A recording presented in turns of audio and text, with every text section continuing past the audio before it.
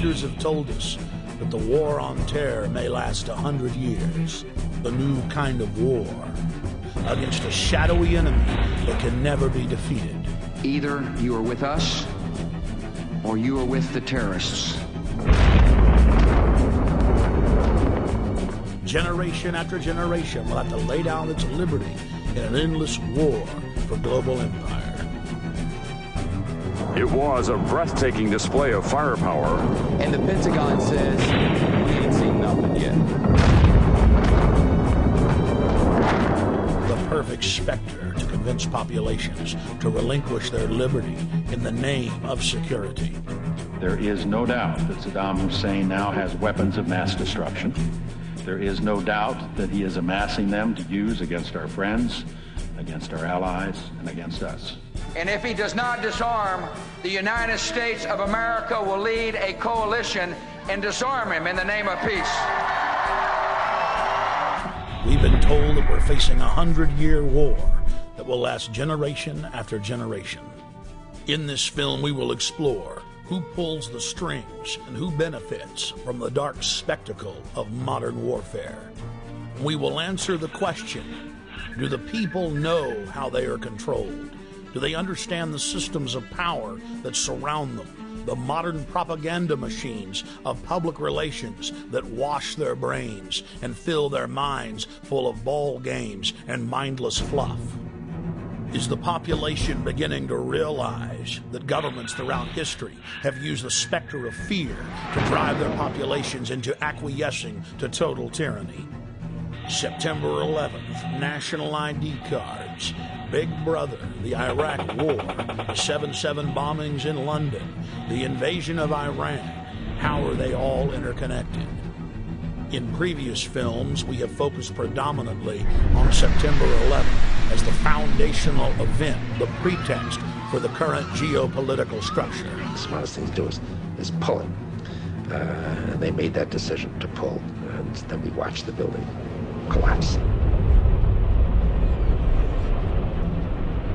National polls show that most Americans and Westerners believe the official story of 9/11 to be a fraud. And a large part of that majority believes that 9/11 was an inside job. But the establishment press continues to contest any alternative view concerning 9/11. In this documentary, we will first look at historical events that are not contested, events where the fact of government-sponsored terror is not debated, but in fact openly admitted to by Western governments. There are literally hundreds of examples of government-sponsored terrorism in modern history, or what are known as false flag operations.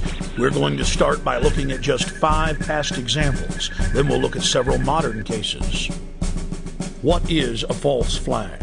The encyclopedia definition reads, false flag operations are covert operations conducted by governments, corporations, or by other organizations which are designed to appear as if they were carried out by other entities. The name is derived from the military concept of flying false colors, that is, flying the flag of a country other than your own. There are many variants of false flag operations, but one of the most popular carried out by governments is to stage a terror attack or horrible criminal incident and then blame it on your political enemies. One of the best-known cases of a false flag op was carried out by the newly elected Adolf Hitler on February 27, 1933. Nazi documents uncovered at the end of World War II, as well as testimony during the Nuremberg trials, reveal what many historians already suspected, that Hermann Göring had set fire to the Reichstag, the German parliament building. The Nazis then produced their patsy, Marinus van der Lubbe, an extremely mentally handicapped young man who was found rolling around in an alley behind the Reichstag naked. Van der Lubbe was then taken before a Nazi show trial, found guilty, and sentenced to death. He was beheaded on January 10, 1934. Using the crisis he had created to pass laws similar to the USA Patriot Act, Hitler became dictator and set his sights on the world. By March of 1939, Hitler had already seized Czechoslovakia. Having gained both Austria and Czechoslovakia, Hitler desired to move east against Poland. But he did not want to look like the aggressor. Hitler needed an excuse for attacking Poland. It was Heinrich Himmler who came up with a plan. Thus, the operation was codenamed Operation Himmler. On the night of August 31st, 1939, the Germans took an unknown prisoner from one of the concentration camps, dressed him in a Polish uniform, took him to the town of Gleiwitz on the German-Polish border, and then shot him. The staged scene with the dead prisoner dressed in a Polish uniform was supposed to appear as a Polish attack against the German radio station. German radio, newspapers, and newsreels were flooded with images of what appeared to be a dead Polish soldier who had dared attack the Reich. Now Hitler had his excuse to invade Poland, and the nightmare of World War II had begun.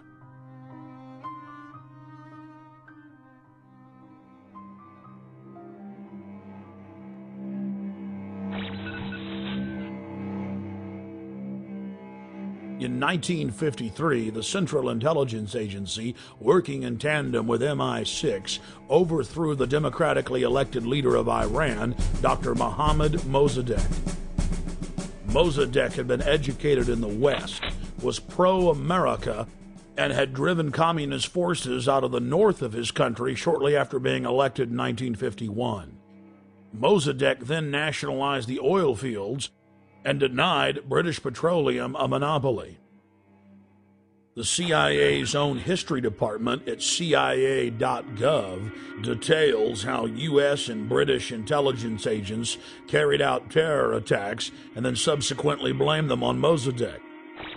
In the late 1990s, large sections of Operation Ajax were declassified. The field commander of Operation Ajax was none other than the grandson of President Theodore Roosevelt, Kermit Roosevelt. Before his death in 2000, Roosevelt went public to the media, bragging about his patriotism in carrying out terror attacks in Iran and blaming it on the government. The provocations included propaganda, demonstrations, bribery, agents of influence, and false flag operations. They bombed the home of a prominent religious leader and blamed it on Mossadegh. They attacked mosques, machine gun crowds, and then handed out thousands of handbills claiming that Mossadegh had done it. The handbills read, "Up with Mossadegh, up with communism, down with Allah." Dr. Mohammad Mossadegh was incarcerated for the duration of his life. He fared better than many of his ministers who were executed just days after the successful coup for crimes that MI6 and CIA had committed. The CIA then formed the dreaded Iranian Secret Police, or Savak, and a 25-year reign of terror and torture then commenced. The operation was seen by Western intelligence agencies as a huge success. The CIA then successfully used the exact same technique in scores of countries to overthrow elected governments and dictators alike.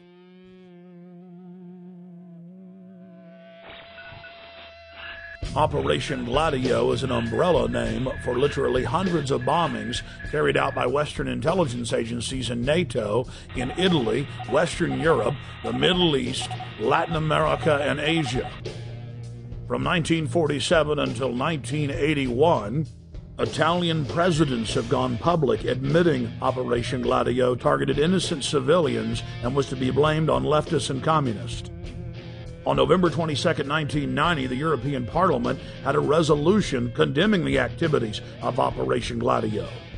The former Italian intelligence chief has come clean concerning Gladio's actions as well. Many other countries have declassified documents concerning Gladio. It is part of the public record that our government and other Western governments targeted trains, buses, schools. Several times operatives zeroed in on school buses, knowing that images of dead children would get the population hopping mad and ready to relinquish their liberties.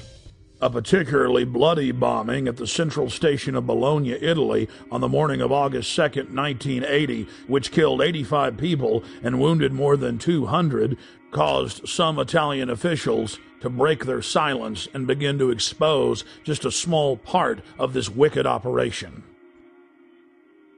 And now the Gulf of Tonkin incident.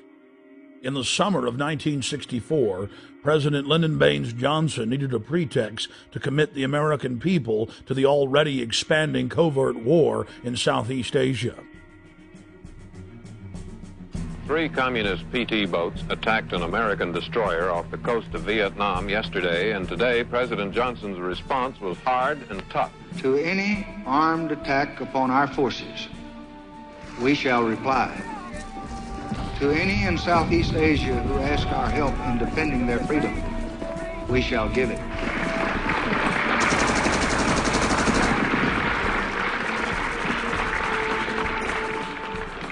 In November of 2001, the LBJ Presidential Library and Museum released tapes of phone conversations with the President and then Defense Secretary Robert McNamara, where they openly discussed plans to use the staged Gulf of Tonkin incident as a pretext to expand the war. Then, in late 2005, the National Security Agency declassified its own official history of the Gulf of Tonkin and admitted that intelligence agency officers had deliberately skewed the intelligence and claimed that Vietnamese patrol boats had attacked U.S. destroyers on August 4, 1964, when in reality they had done nothing, even while being fired on by U.S. forces. Congress then authorized the Gulf of Tonkin Resolution. The Tonkin Lie paved the way for 58,000 American deaths and over 1.5 million dead Vietnamese. On October 6, 1976, 2 time bombs made of C-4 planted on a Douglas DC-8 aircraft exploded, killing all 73 people on board in the most deadly act of airline terrorism in the Western Hemisphere until September 11, 2001. The plane was carrying Olympic athletes from 3 countries, including gold medal winners from Cuba. Declassified FBI and CIA documents show that the convicted bombers of the flight had been given U.S. visas just days before the attack, and that they were in the employ of the U.S. government. This had been reported on in respected publications for years, but has now been confirmed by multiple declassifications. Cuban plane bomber was CIA agent. Declassified U.S. government documents show that a man suspected of involvement in the bombing of a Cuban passenger plane worked for the CIA. Luis Posada Carrillos.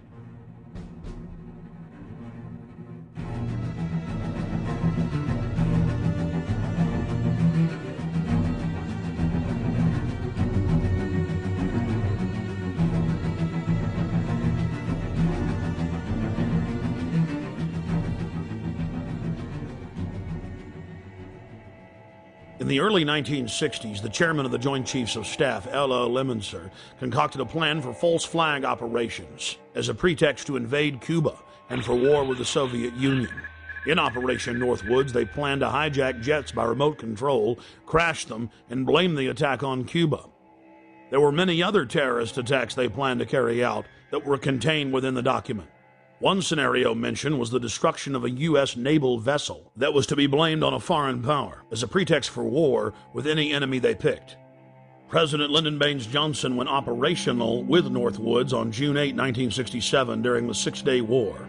During the Six-Day War between Israel and the Arab nations, the USS Liberty was sent by Johnson to collect electronic intelligence in the eastern Mediterranean. The clearly marked U.S. intelligence ship was 14 miles off the coast of Israel in international waters. A short time after the air attack had been completed,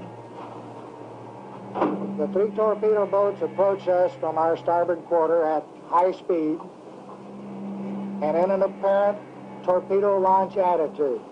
Israeli surveillance aircraft flew low over the ship and clearly identified it as an American vessel. At 2 p.m. that afternoon, the USS Liberty